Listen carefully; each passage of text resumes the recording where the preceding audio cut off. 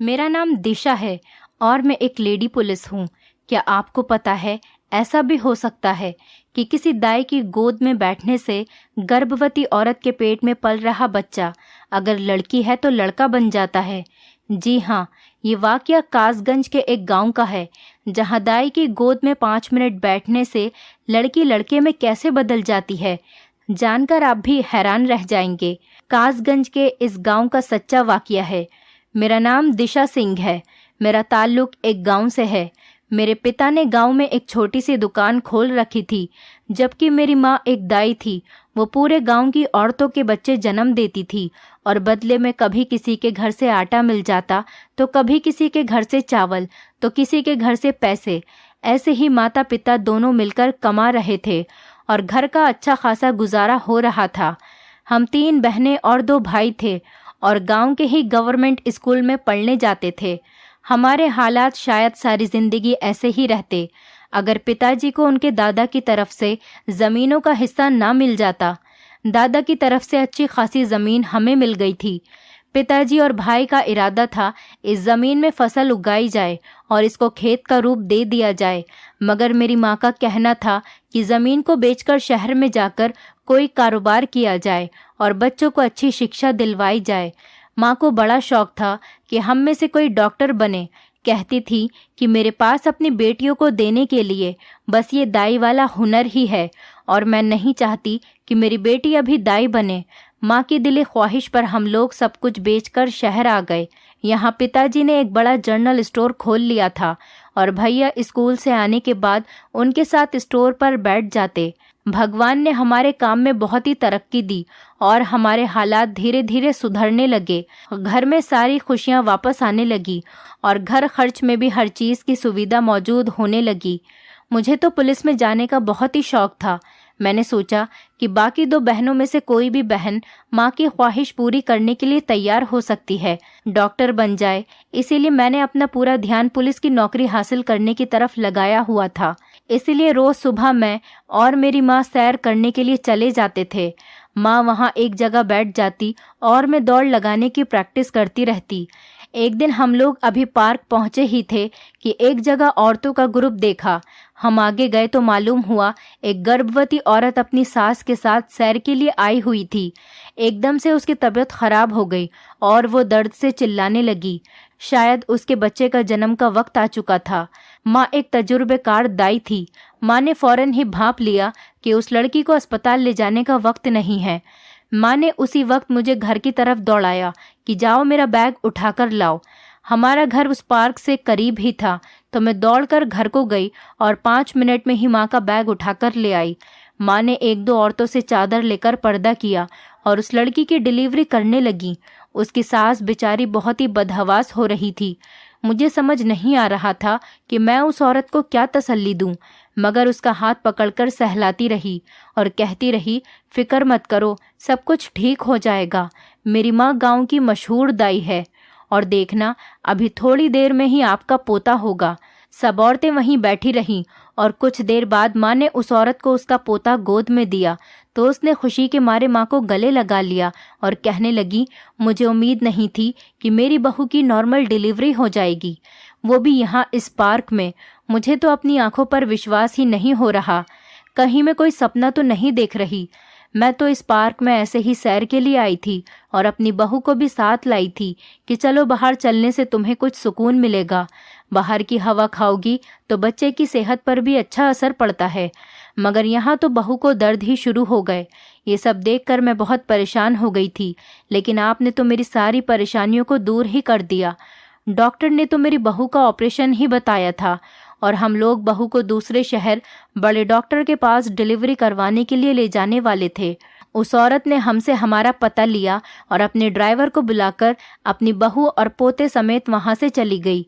1 हफ्ते बाद वही औरत अपनी बेटी के साथ हमारे घर आई और उसके साथ काफ़ी मिठाइयाँ और फल आदि लेकर आई थी। वो माँ का शुक्रिया अदा करने आई थी और साथ ही मेरा रिश्ता भी अपने बेटे के लिए लेकर आई थी। उसका बेटा पुलिस अफसर था और ये सुनकर मैं बहुत खुश हुई थी कि अगर मेरी इस लड़के के साथ शादी हो जाएगी तो मैं भी पुलिस में आसानी से भर्ती हो जाऊंगी। मैंने माँ को इशारा किया कि जल्दी से हाँ कर दो। माँ ने कुछ दिन सोचने के लिए मांगे और फिर हाँ कर दी। कुछ ही दिनों बाद मेरी शादी एक पुलिस इंस्पेक्टर से हो गई थी और मैं शादी करके दूसरे शहर चली गई। मेरी माँ का बड़ा इरादा था कि वो मुझे डॉक्टर बनाए, मगर मैं भी क्या करती, अपने दिल के हाथों मजबूर थी। मैंने दूसरे शहर आकर कुछ ही दिनों में पुलिस की फील्ड ज्वाइन कर ली। यहाँ मेरा वक्त बहुत अच्छा गुजर रहा था। मैं और मेरे पति दोनों ही खुशी खुशी जिंदगी गुजार रहे थे। हम दोनों एक दूसरे से बहुत प्यार करते थे। फिर अचानक कुछ दिनों बाद पता चला कि मेरी बहनें डॉक्टर बन रही हैं। डॉक्टर बनना कौन सा आसान काम है। माँ ने अपना शहर में लिया हुआ घर बेच दिया और खुद किराए पर आ गईं ताकि बेटियां डॉक्टर बन सकें। मेरे भाइयों और पिता ने घर बेचने पर बहुत ऐतराज़ किया था। वो तो घर बेचने को राजी ही नहीं थे, लेकिन माँ के सर पर ही पता नहीं कौन सा भूत सवार था कि किसी की कोई बात नहीं सुनती और बहुत ही महंगे कॉलेज में दोनों का दाखिला करा दिया। मैंने भी माँ को बहुत मना किया कि अपनी हैसियत से ज़्यादा चादर में पैर मत फैलाओ, मगर मैं फ़ोन पर सिर्फ समझा ही सकती थी। माँ नहीं मानी तो मैं भी अपने रोज़मर्रा के कामों में व्यस्त हो गई। मैं भी अपने रोज़मर्रा के कामों में बहुत ही व्यस्त रहने लगी। मैं कभी कभार माँ से जाकर मिल लेती थी। पहले नौकरी और फिर लगातार 2 बेटियों की वजह से घर से निकलना बहुत ही कम हो गया था। मैं अपनी शादीशुदा ज़िंदगी और नौकरी की वजह से बहुत ही खुश थी, मगर अब मुझे महसूस हो रहा था कि मेरी सास मुझसे कुछ खास खुश नहीं रहती। उन्हें पोते की बहुत ज़्यादा ख्वाहिश थी, मगर मेरी तो दोनों बेटियां ही थीं। मेरे पति को बेटियों के होने से कोई भी मसला नहीं था, मगर मेरी सास जाने क्यों अब मेरे पीछे पड़ गई थी कि अब की बार मुझे पोता ही चाहिए। उनकी बातें सुनकर मैं भी दिमागी परेशानी से जूझ रही थी। मेरी नौकरानी एक दिन मुझसे कहने लगी, मैडम जी, मैं जानती हूँ आप अपनी सास की वजह से बहुत परेशान रहने लगी हैं, मगर मेरे पास एक हल है। मैंने चौंक कर पूछा, कैसा हल है तुम्हारे पास? वो कहने लगी, मैडम जी, कासगंज के पास ही एक छोटा सा गांव है। उस गांव में एक दाई रहती है। उसकी गोद में अगर गर्भवती औरत 5 मिनट बैठ जाए तो उसके दिल की हर तमन्ना पूरी हो जाती है। उसके यहाँ पर हर हाल में ही बेटा पैदा हो जाता है। मैं उसकी बात सुनकर हंस पड़ी और अपने ही गांव का नाम सुनकर चौंक भी गई थी। ये तो मेरे गांव का नाम था। वहाँ ऐसी कौन सी दाई आ गई जो बेटे बांटने लगी थी। मैंने अपनी नौकरानी की बात को इतना सीरियस नहीं लिया और कहा, तुम्हें कोई गलतफहमी हो गई होगी, क्योंकि वहाँ तो अब कोई दाई नहीं रहती। तुम्हें कोई गलतफहमी हो गई। लगभग 3 साल पहले मेरा गांव जाना हुआ था, मगर तब तक तो ऐसी कोई बात नहीं थी जो मेरे सामने आई हो। मैंने तो इस बारे में कभी कुछ नहीं सुना। वहाँ किसी दाई का जिक्र तक मैंने कभी नहीं सुना। तो फिर ये दाई कहाँ से आ गई? बल्कि गांव की औरतें अब शहर में अस्पताल का रुख करने लगी थीं। वहीं से अपना चेकअप करवाती हैं और डिलीवरी भी अस्पताल से ही करवाती है। मैंने नौकरानी को कहा, तुम्हें कोई गलतफहमी ही हो रही है। जाओ जाकर अपना काम करो। ऐसी फिजूल बातें अपने दिमाग में मत लाया करो। उस गांव में ऐसा कुछ नहीं हो सकता, किसी और गांव का वाकया होगा। नौकरानी कहने लगी, लेकिन मैडम जी, मुझे तो पूरा यकीन है, क्योंकि मेरी बहन को भी उसका पति रोज बेटियों के ताने देता था। उसकी 4 बेटियां थीं और उसके पति ने कहा था कि अब की बार अगर तुमने बेटा पैदा नहीं किया तो मैं तुम्हें तलाक दे दूंगा और इस घर से धक्के मारकर निकाल दूंगा। डॉक्टरों ने तो अल्ट्रासाउंड करके साफ बता दिया था कि इस बार भी बेटी है, मगर फिर किसी ने उस दाई के बारे में बताया। मैं अपनी बहन के साथ खुद उस गांव में गई थी। वहां एक दाई थी, बड़ी ही कोई नेक दाई थी, अच्छी इंसान लग रही थी। मेरी बहन को कहने लगी कि मेरी झोली में बैठ जाओ, तुम्हारे पेट में मौजूद लड़की लड़के में बदल जाएगी। मेरी बहन उस दाई की गोद में 5 मिनट तक बैठी रही और सच में ऐसा ही हुआ। जब उसकी डिलीवरी हुई तो उसके यहाँ बेटा पैदा हुआ। ये सारी बातें मेरी सास भी सुन रही थी। कहने लगी, हम भी वहाँ जाएंगे, तुम इस बार गर्भवती हो जाओ तो हम भी ज़रूर जाएंगे। मुझे अपनी नस्ल आगे बढ़ाने के लिए पोता ही चाहिए। मैं सर पकड़कर बैठ गई। ये क्या नई कहानी निकल कर आई है जो इस नौकरानी ने मेरी सास के कानों में भी डाल दी। मैंने अपनी नौकरानी को गुस्से से देखा कि इतनी ऊंची आवाज़ में बताने की क्या ज़रूरत थी। मेरी सास ऐसी बातों पर बहुत यकीन रखती थी, मगर मैं एक पुलिस वाली थी, इसीलिए जब तक मैं अपनी आंखों से सब कुछ नहीं देख लेती मुझे यकीन नहीं आता। इसीलिए मैंने सास को तसल्ली देते हुए कह दिया कि ठीक है, इस बार मेरा गर्भ ठहर जाए तो जैसा आप कहेंगे मैं वैसा ही कर लूँगी। मैंने रात को अपने पति से सारी बात की तो वो कहने लगे, मुझे भी ऐसी पंडित बाबाओं की बातों पर यकीन नहीं है, मगर होने को तो दुनिया में बहुत कुछ ऐसा हो जाता है जो नामुमकिन लगता है। तुम माँ की ख्वाहिश पर वैसा ही कर लेना जैसा वो चाहेंगी। मैंने कहा, अच्छा ठीक है, मैं सोचूंगी इस बारे में। कोई और गांव होता तो शायद ये बात मेरे दिमाग से निकल जाती, मगर नौकरानी ने मेरे गांव का ही नाम लिया था और मेरा चौंक जाना तो बनता था। मैंने अगले दिन ही माँ को फ़ोन किया और पूछा कि माँ, मैंने सुना है हमारे गांव में कोई नई नई दाई आई है, क्या ये सच है? माँ कहने लगी, बेटा तुझे मालूम है कि अब गांव जाना बहुत कम हो गया है। मैं किसी से पता करवाकर तुझे इस बारे में बताऊंगी। 2 दिनों बाद माँ का फ़ोन आया। वो कहने लगी, बेटा मैंने पता करवा लिया है, मगर वहाँ तो कोई दाई नहीं है। सारी औरतें अब शहर में ही जाती हैं। मैंने सुनकर सुकून की सांस ली कि शुक्र है ये किस्सा मेरे गांव का नहीं है। मेरी सास इंतज़ार कर रही थी, इसीलिए मैंने उन्हें बता दिया था कि मैंने मालूम करवाया है। वहाँ ऐसी कोई बात नहीं थी। कुछ ही साल सुकून से गुजर रहे थे कि मेरी इस सुकून भरी जिंदगी में फिर से हलचल मचने वाली थी। मेरी नौकरानी एक दिन आई तो वो बहुत परेशान दिखाई दे रही थी। मैंने पूछा तो कहने लगी, मैडम जी, मेरी सास ने कहा है कि इस बार अगर उसे पोता नहीं दिया तो वो अपने बेटे की दूसरी शादी करवा देंगी। मैंने मजाक करते हुए कहा, लो इसमें परेशानी वाली क्या बात है? वो तुम्हारी गांव में रहने वाली दाई है ना, जो 5 मिनट में ही लड़की को लड़के में बदल देती है। तुम भी उसकी गोद में जाकर 5 मिनट के लिए बैठ जाना और तुम्हारी सारी परेशानी हल हो जाएंगी। मैंने ऐसा इसीलिए कहा था क्योंकि मैं जानती थी कि वहाँ ऐसी कोई दाई है ही नहीं। पता नहीं उसने मेरी बात को मजाक में ले लिया या संजीदगी से, मगर अगले दिन से वो काम पर नहीं आई। उसने अपनी जगह किसी और को काम पर भेज दिया था। दूसरी नौकरानी से मैंने पूछा, क्या बात है, तुम क्यों काम पर आई हो, वो क्यों नहीं आई? उसने बताया कि वो कासगंज के ही एक गांव गई है। मैंने सोचा अच्छा है, वो जाकर वहां देखे तो आखिर, फिर उसे सब कुछ समझ आएगा और कौन उसकी सुनी सुनाई बातों पर यकीन करेगा। इतनी दूर जाकर अब खुद ही बेवकूफ़ बनकर वापस लौट आएगी तो उसे समझ आएगा। ऐसी किसी भी बात पर यकीन नहीं कर लेते। जब वो 1 हफ्ते बाद वापस आई तो बहुत ही खुश थी और मुझसे कहने लगी, मैडम मैं उस गांव में गई थी। मैंने हंसते हुए पूछा, अच्छा फिर क्या हुआ? वो दाई तुम्हें मिली या नहीं? मुझे उम्मीद थी कि वो मायूस सी होकर इनकार ज़रूर करेगी, मगर मेरे होश उड़ गए थे जब उसने बड़े ही मज़े से कहा, जी मैडम जी, वो दाई भी मिली और मैं उसकी गोद में भी 5 मिनट बैठकर आई हूँ। अब मुझे पक्का यकीन है कि मेरा बेटा ही होगा। मैंने बेयकीनी से ये सुना और फिर कुछ सोचकर कहा, क्या पता पहले भी तुम्हारे घर बेटा ही पैदा होना हो। वो कहने लगी, मैडम जी देखिए, डॉक्टर ने अल्ट्रासाउंड करके बताया था कि मेरे यहाँ बेटी पैदा होगी और मुझे यकीन था कि आप हरगिज़ ये बात नहीं मानोगी। मैं गांव में गई थी, इसलिए मैंने अपने फ़ोन में गांव की कुछ तस्वीरें भी बनाई हैं। उसने अपना टूटी स्क्रीन वाला फ़ोन मेरे सामने किया तो मैं दंग रह गई। वो किस्सा तो मेरे ही गांव का था।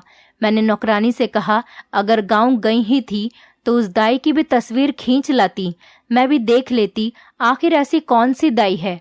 वो कहने लगी, मैडम जी मैंने तो कहा था उस दाई से कि फ़ोटो खिंचवा लो, मैं जाकर अपनी मालकिन को दिखाऊंगी, मगर उसने मना कर दिया कि वो तस्वीर नहीं खिंचवाती। नौकरानी को भेजकर मैंने माँ को फ़ोन किया और माँ से कहा, तुमने मुझसे झूठ क्यों बोला कि वहाँ ऐसी कोई दाई नहीं है? माँ मुझसे कहने लगी, मैंने कोई झूठ नहीं बोला तुझसे, मुझे जो पता चला वो मैंने तुझे बता दिया। एक जानने वाली से पूछा था इस बारे में, उसी ने ही मुझे बता दिया कि मेरे जाने के बाद वहाँ कोई दाई अब नहीं है। मैंने तो तुझे वही बताया। मैंने कहा, माँ तुम्हें वहाँ खुद जाकर देखना चाहिए था। एक छोटा सा काम कहा था, वो भी तुमसे नहीं हो सका। माँ गुस्से से कहने लगी, मैं कोई पुलिस वाली नहीं हूँ, तेरी तरह नहीं हूँ जो जाकर हर तरफ तफ्तीश करती रहूँ। खुद आ जाती और जाकर पूछ लेती। तुम्हें इतना भी नहीं पता है कि मेरे जोड़ों में कितना दर्द रहता है। मैं घर से बाहर नहीं निकल सकती, फिर भी कह रही हो कि मुझे खुद वहाँ जाना चाहिए था। माँ ने मुझे अच्छी खासी बातें सुनाकर फ़ोन बंद कर दिया। मुझे अफसोस हुआ कि मुझे माँ से ऐसे बात नहीं करनी चाहिए थी। मैंने सोचा कि कोई बात नहीं, मैं तो माँ को बाद में मना लूँगी और सॉरी भी कह दूँगी। इसी दाई वाले मामले ने मेरा चैन सुकून बर्बाद कर दिया था। सास मेरे पीछे पड़ी हुई थी कि हम भी वहां जाएंगे। अब मुझे बस उस दाई को झूठा साबित करने के लिए बस अपनी नौकरानी के बच्चे का इंतजार था। जब अल्ट्रासाउंड में आ गया था कि उसके यहाँ तो बेटी है, फिर भला वो दाई की गोद में 5 या 10 मिनट भी बैठ जाती, उसके यहाँ लड़की ही पैदा होती। मगर अस्पताल में जब डॉक्टर ने बताया कि हमारी नौकरानी के यहाँ बेटा पैदा हुआ है, तो मेरे कदमों तले ज़मीन ही निकल गई। ये कैसे हो सकता था? मेरी सास को पता चला तो वो कहने लगी, मुझे तो पहले ही पता था कि इस दाई की गोद बहुत ही निराली है, हम भी वहाँ ज़रूर जाएंगे। मेरे कुछ कहने का कोई फ़ायदा नहीं हुआ। मेरी सास ने मेरा और अपना सामान बांधा और गांव जाने की तैयारी शुरू कर दी। पहले मैं माँ के यहाँ अपने मायके आई। मैं शायद 3 साल बाद यहाँ आ रही थी। इन दिनों घर के हालात बहुत ही बदल चुके थे। मैंने सुना था, मगर अब तो अपनी आंखों से देखा कि सच में बहुत ही ज़्यादा घर में खुशहाली आ गई थी। नया घर और नया फर्नीचर और हर चीज़ बहुत ही महंगी थी। मेरी सास भी बहुत खुश हुई। मेरी माँ कहने लगी कि मेरी दोनों छोटी बेटियां डॉक्टर बन गई हैं और बेटों ने अपने अपने स्टोर खोल लिए हैं। मेरी माँ को मेरे आने का पहले ही मालूम हो गया था कि मैं किस लिए वहाँ पर आई हूँ। इसलिए वो मुझसे कहने लगी कि 2-4 दिन पहले आराम कर लो, फिर चली जाना अपनी सास के साथ गांव डॉक्टर के पास। मेरे तो जोड़ों में दर्द है। गांव की टूटी फूटी सड़कों का मैं सफ़र नहीं कर सकती।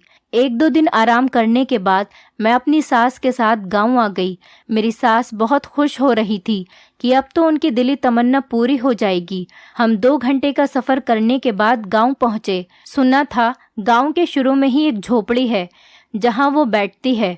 हम अंदर गए तो एक औरत ने सर पर हरे रंग का मफलर लपेटा हुआ था। मुझे वो देखने से कहीं से भी दाई नहीं लग रही थी। मेरे अंदर की पुलिस वाली जाग गई थी। मैंने उसे जाकर कहा, मैं बेटे के लिए आई हूँ।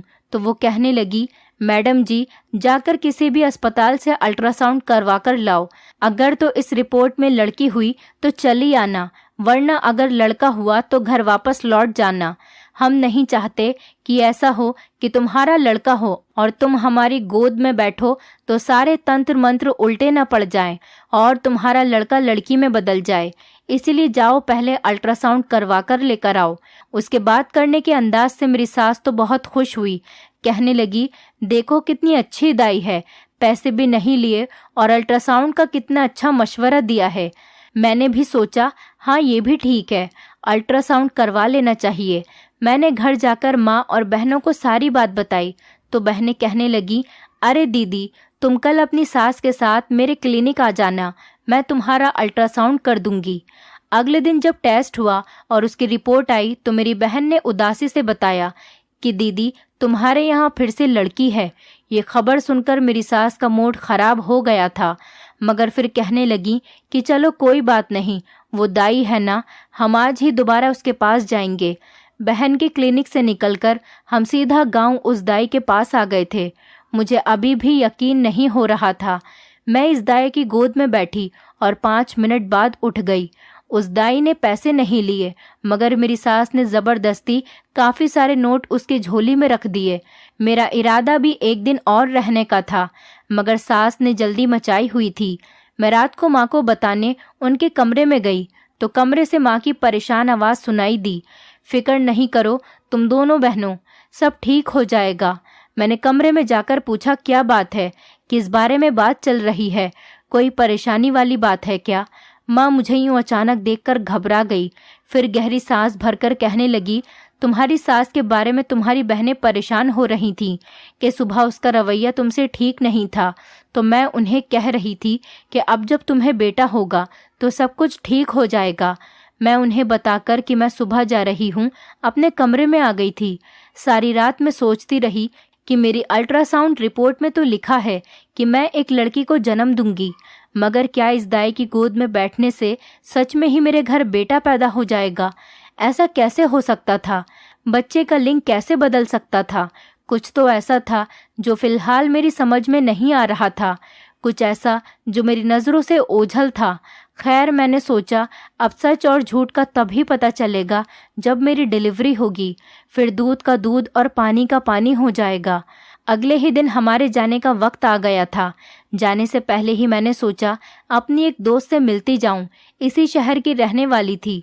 पुलिस की ट्रेनिंग हम दोनों ने एक साथ ही पास की थी और फिर वो अपने शहर यहाँ आ गई और मैं अपने ससुराल चली गई। मैं जब उससे मिलने गई तो वो एक केस को हैंडल कर रही थी। मेरे पूछने पर बताने लगी कि कासगंज गांव के पास ही एक छोटा सा गांव है, वहाँ एक अजीबोगरीब वाकयात सुनने को मिल रहे हैं। सुनकर यकीन नहीं आता मगर मानना पड़ता है। मगर कैसे ये किसी को नहीं पता और हमें भी बावजूद कोशिशों के कोई सबूत नहीं मिल पाया। मैंने अपनी नई साथियों को भेजा कि देखो वो कौन है, मगर उस दाई ने हमेशा घूंघट ओढ़ा होता है और शक्ल तो दूर की बात, किसी को उसके बारे में कुछ मालूम नहीं। गांव की औरतों से पूछा मगर किसी को कुछ मालूम नहीं। मेरी टीम भी दोबारा नाकाम होकर वापस आ गई। मैं उसकी बातें सुनकर चौंक गई। मतलब वो भी मेरी तरह ही सोच रही थी, उसे भी कुछ गड़बड़ लग रही थी। एक बात मेरे दिमाग में उलझन का मकसद बन रही थी, वो ये थी कि मैं जब उस दाई से मिली तो उसका चेहरा खुला हुआ था, उसने घूंघट तो नहीं किया था। अचानक एक ख्याल मेरे दिमाग में आया, वो असली दाई थी भी या दाई के भेष में कोई औरत मुझे बेवकूफ़ बना रही थी। और जब तक मैं सच नहीं जान लेती मुझे चैन नहीं मिलना था। ये औरत जो कोई भी थी, उसकी असलियत जानने का वक्त आ गया था। लेकिन मसला ये था कि मैं वापस आ रही थी और ये मेरा इलाका भी नहीं था। मैंने अपने दोस्त के साथ उस केस को खूब अच्छी तरह डिस्कस किया और उससे कहा कि जल्दी इस केस को हल करे, क्योंकि इस सब में मेरे गांव का नाम बदनाम हो रहा था और ये मुझे किसी तौर पर भी मंजूर नहीं था। मैं अपनी सास के साथ वापस अपने शहर आ गई। प्लानिंग के मुताबिक मैंने 4 दिन बाद अपनी सास को कहा कि मुझे एक केस के सिलसिले में शहर से बाहर जाना पड़ रहा है, आप बच्चियों का ध्यान रखिएगा। मैं अपने दोस्त के साथ मिलकर उस दाई वाले मामले को संभालना चाहती थी, इसीलिए किसी को भी बिना बताए चोरी चुप के अपने शहर आ गई। मैंने अपनी माँ और बहनों को भी इस बारे में नहीं बताया था कि मैं दोबारा आई हूँ। अगले दिन मैंने और मेरी दोस्त ने बुर्का पहन लिया और अपना हुलिया बदलकर हम गांव की तरफ रवाना हो गए। मेरी दोस्त मेरी सास बनी हुई थी। हमने नकाब किया था, इसलिए ये डर नहीं था कि कोई हमें पहचान लेगा। जब हम अंदर गए तो ये देखकर मैं हैरान रह गई कि जो औरत उस वक्त मुझे दाई बनकर मिली थी, वो इस वक्त एक औरत को असली वाली दाई के पास भेज रही थी। उस घूंघट वाली दाई को देखकर मुझे कुछ अजीब सा एहसास हो रहा था। उसकी आवाज़ मुझे जानी पहचानी लग रही थी, मगर ध्यान से सुनने के बावजूद याद नहीं आ रहा था कि कहाँ सुनी है ये आवाज़ मैंने अपनी दोस्त को सलाह दी कि इस दाई का पीछा करके मालूम करना होगा। मैं अपने शक की तस्दीक करना चाहती थी। इस दाई ने शाम के 4 बजे कमरा बंद किया और उसी वक्त एक गाड़ी उसे लेने आ गई। गाड़ी देखकर मेरा मुंह खुला का खुला रह गया। मेरी दोस्त कहने लगी, देखा, मैंने कहा था ना कि ये दाई फ्रॉड करती है। इतनी शानदार गाड़ी एक आम आदमी खरीदने का सोच भी नहीं सकता। मेरे हवास सुनकर खो चुके थे और मुझे अपनी तबीयत ही खराब होती हुई महसूस हो रही थी। मुझे चक्कर से आ रहे थे तो मेरी दोस्त जल्दी से मुझे अस्पताल ले आई। वहाँ अचानक ही मुझे ख्याल आया तो मैंने पूछा, डॉक्टर, मेरे बच्चे का लिंग क्या है, लड़का है या लड़की? वो कहने लगी कि लड़का है। मैं तो ये सुनकर बहुत ही उलझन का शिकार हो गई। पता नहीं अब पहले से लड़का था या वाकई गोद में बैठने से लिंग बदल गया था। डॉक्टर ने मेरे पूछने पर कहा, अगर तुम 1 महीने पहले भी अल्ट्रासाउंड करवाती तो मैं यही कहती कि लड़का है, क्योंकि बच्चे का लिंग इतने महीनों तक आ चुका होता है। मेरी दोस्त ने मुझे यूं परेशान देखा तो कहने लगी, मैंने तुम्हें कहा भी था कि मैं खुद उस केस को देख लूंगी। तुम्हारी तबीयत खराब है तो तुम रेस्ट करो, मगर तुमने मेरी एक नहीं सुनी। मैंने उससे कहा, मुझे इस वक्त अकेला छोड़ दो, तुम अपने घर जाओ, मैं अपने भाई को बुलवाकर अपने घर जा रही हूँ। वो बेचारी हैरान परेशान होती चली गई। उसे मेरे अजीबोगरीब रवैये की समझ नहीं आ रही थी। मैं अब उसे क्या बताती कि मुझे क्या पता चल चुका है कि वो दाई कौन है। वो दाई जिसको आज घूंघट में हमने देखा था कोई और नहीं बल्कि मेरी अपनी माँ थी। मुझे उसकी आवाज़ से शक तो हो गया था, मगर मैं पूरा यकीन नहीं कर सकती थी। मगर जब मैंने उस गाड़ी को देखा तो ऐसा लगा कि जैसे मेरे सर पर आसमान फट गया हो। वो गाड़ी मेरे भाई की थी, वही माँ को लेने आया हुआ था। ये सब जानकर मुझे कुछ समझ नहीं आ रही थी कि मेरी माँ क्या कर रही है, बल्कि मेरी बहनों ने भी मुझसे झूठ बोला कि रिपोर्ट में बेटी है। जाने इन सब लोगों ने मिलकर मुझे धोखा क्यों दिया था। मैंने टैक्सी बुलवाई और माँ के घर की तरफ मोड़ ली। अब सारे सवालों के जवाब वहीं से मिल सकते थे कि ये सारा क्या चक्कर है और क्यों ये खेल खेला जा रहा है। मैं घर गई तो सभी मुझे देखकर दंग रह गए। उनको बिल्कुल उम्मीद नहीं थी कि मैं 2-4 दिनों बाद ही वापस आ जाऊंगी। मेरी बहन परेशान होकर आगे बढ़ी और कहने लगी, दीदी क्या बात है, तुम रात के इस वक्त यहाँ, सब कुछ ठीक तो है ना? मैंने अपनी बहन के मुंह पर थप्पड़ मारा और कहा, ठीक तो कुछ भी नहीं है। तुम लोग मुझे अब बताओगे कि ये सारा ड्रामा क्या है? सब हक्के बक्के रह गए। वो चीख कर बोली, मुझे क्यों मारा आपने? मैंने अपनी अभी वाली रिपोर्ट उसके आगे की और कहा, ये है मेरी असली रिपोर्ट्स, तुमने झूठी रिपोर्ट बनवाई थी, क्यों? फिर मैं माँ की तरफ मुड़ी और कहा, माँ तुम दाई का भेष बदलकर लोगों को बेवकूफ़ बनाती रही हो, क्यों? माँ समेत सबके रंग उड़ गए। मैंने कहा, मुझे सब सच सच सुनना है, वरना मैं पुलिस को अभी कॉल करके सब कुछ बता दूंगी। माँ चीखते हुए बोली, हमारे पास और कोई चारा नहीं था, तुम तो शादी करके चली गई। तुम्हें क्या मालूम कि हमने कैसा कैसा वक्त काटा है। बेटियों को सब कुछ बेचकर डॉक्टर बना दिया, इस उम्मीद पर कि बच्चियां डॉक्टर बन जाएंगी तो पैसों की रेलपेल हो जाएगी, हमारे दिन संवर जाएंगे। मगर हुआ क्या, लाखों करोड़ों खर्च करके भी मेरी बेटियों को ढंग की नौकरी नहीं मिली। मैंने सोचा था कि लाखों की तनख्वाह मिलेगी, मगर 40-50 हजार से ज्यादा की नौकरी कहीं नहीं मिल रही थी। हमारे घर खाने के लाले पड़े हुए थे। बस फिर सोचा कि दौलत सीधे तरीके से नहीं आ रही तो टेढ़े तरीके से ही हासिल की जाए। इसीलिए तेरे पिताजी का स्टोर बेचा और उसको क्लिनिक बना दिया। मैंने उन दिनों गांव में ये चर्चा फैला दी थी कि मैं ऐसी दाई हूँ जिसकी गोद में बैठने से लड़की लड़का बन जाता है। इसी तरह औरतों की कतारें लग जाती थीं। मैं उनको अल्ट्रासाउंड के लिए अपनी बेटियों के क्लिनिक भेजती थी, जिनका पहले से ही बेटा होता। सिर्फ उन्हें ही कहती कि मेरी गोद में बैठ जाओ, क्योंकि मेरी बेटी उसको झूठ कहती कि तुम्हारे यहाँ लड़की है। वो बेचारी फिर मेरे पास आती। जिनकी रिपोर्ट में बेटी लिखी होती उनको कोई ना कोई बहाना बनाकर टाल देती थी। हमारा ये काम बड़ा अच्छा चल रहा था, बड़ा ही मुनाफा हो रहा था। पिछले 3 सालों में करोड़ों रुपए मिले। मैं सभी आने वाली औरतों को डिलीवरी के लिए भी अपने ही क्लिनिक में भेजती थी। मैंने घूंघट डालकर चेहरा छुपाया हुआ था, इसलिए मुझे उम्मीद थी कि कोई मुझे नहीं पहचान पाएगा। तुम्हारे साथ ये नाटक इसीलिए करना पड़ा था कि कहीं तुम्हें किसी किस्म का शक न हो जाए। तुम्हारे अल्ट्रासाउंड में लड़का ही था, मगर जानबूझकर लड़की कहा था ताकि तुम भी मजबूरन दाई के पास जाती। मैंने अपनी जगह किसी और को बैठा दिया। मकसद यही था कि जब तुम्हारा बेटा पैदा होता तो तुम्हें भी यकीन आ जाता और तुम भी इस बात को मान लेती और यहाँ दोबारा इस बात को झूठ साबित करने नहीं आती। हमने जो कुछ भी किया सिर्फ पैसों के लिए किया। मैंने दुख से कहा कि आप लोगों को शर्म आनी चाहिए थी। डॉक्टरी जैसे महान पेशे को इस्तेमाल करते हुए आप लोगों ने फ्रॉड किया है और पुलिस जल्द आपको पकड़कर ले जाएगी। ये मैं थी जिसने अपने पुलिस अफसर दोस्त को आपकी सच्चाई नहीं बताई। माँ मेरे कदमों में पड़ गई कि किसी को कुछ मत बताना, मैं अब सब कुछ खत्म कर दूंगी, अब ऐसा वैसा कुछ भी नहीं करेंगे। मेरी बहनें भी रो रो कर गिड़गिड़ाकर मुझसे माफ़ी मांगने लगी। मैंने कहा, माफ़ी की सिर्फ एक ही शर्त है, जो पैसा लिया हुआ है गरीब अनाथालय में जमा करवाओ और खुद शुरू से अपनी ज़िंदगी की शुरुआत करो। अब दोबारा किसी के साथ फ्रॉड या धोखा करने की कोशिश भी की तो मैं खुद सबको गिरफ्तार करूंगी। मेरे घर वालों ने ऐसा ही किया, सारा पैसा गरीबों में बांट दिया और मैं फिर से अपने शहर वापस आ गई। बेटे के लालच में औरतें भी अंधी हो जाती हैं। बेटियां भी तो घर का चिराग होती हैं। बेटे और बेटियों में फर्क ना करें। दोस्तों, उम्मीद करती हूँ आपको हमारी कहानी पसंद आई होगी। कहानी पसंद आई है तो वीडियो को लाइक करें, चैनल पर नए हैं तो चैनल को सब्सक्राइब करें और हाँ, नोटिफिकेशन बेल को ज़रूर दबाएं ताकि अगली अपडेट सबसे पहले आपको मिले।